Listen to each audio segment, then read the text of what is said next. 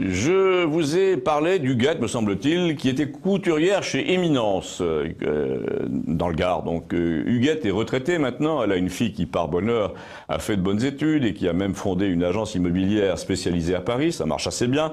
Et comme elle prend soin de ses parents retraités, elle a trouvé amusant, lors de l'un de leurs séjours dans la capitale, pour les fêtes, de leur réserver une soirée à la Comédie Française. Comme m'a dit Huguette avant d'y aller, la Comédie Française, c'est bien parce qu'on a l'impression de visiter un musée et d'aller au théâtre en même temps. Il faut dire qu'Huguette croyait que les pièces de la Comédie Française étaient toutes jouées en costume d'époque, comme dans les livres de français quand nous étions en classe de seconde, et qu'on voyait Louis Seigner dans la VAR avec son grand chapeau. Alors j'ai pas voulu l'aller tromper, d'autant que je me suis dit, si ça se trouve, la mode sera peut-être revenue au bas de soie, au jabot, aux chaussures à boucles. Mais moi, hélas, j'ai plutôt connu l'époque, sous Jacques Lang, où un acteur débarquait en débardeur violet pour engueuler le public du premier rang parce qu'il était venu en cravate, et où Télérama trouvait ça très courageux de sa part. Mais je me suis dit, ça fait 10 ans que j'ai pu mis les pieds à la Comédie Française. Si ça se trouve, avec les Américains et les Chinois, qui veulent du français puritain, de la tradition, du classique, on aura redécouvert le métier de costumier. Eh ben, pas du tout.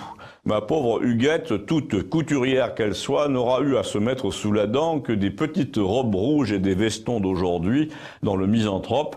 De temps en temps, elle regardait ses habits banals de très près, puisque les acteurs s'avançaient jusqu'au premier rang, mais elle m'a dit que les ourlets étaient cousus à la va-vite n'importe comment, que tout était fait pour donner une impression générale comme ça de loin, mais qu'il n'y avait aucun amour du travail soigné, sans parler du fait qu'on ne comprenait pas très bien pourquoi ces personnages habillés comme au café d'en face, venaient dire en scène des trucs du genre « Madame, voulez-vous que je vous parle net de vos façons d'agir? Je suis mal satisfait. » Oui, enfin, vu le style très actuel du vêtement d'Alceste, par exemple, ça aurait paru plus naturel qu'ils disent « Dis donc Célimène, tu commences à m'énerver, si tu continues, je vais t'en coller une. » C'était un peu le style qu'on imaginait. En tout cas, Huguette et son mari sont revenus déçus de la soirée, et le mari m'a dit « Mais là, comme ailleurs, tout fout le camp, on se demande où sont passés les vrais costumes. » Et Huguette a renchéri « C'est du patrimoine national. Louis Jouvet et les autres ont joué dedans, ils les ont quand même pas achetés. » Ben Huguette, j'ai la réponse, je te rassure, ils sont tous au Centre national du costume de scène, où ils coûtent une fortune à entretenir,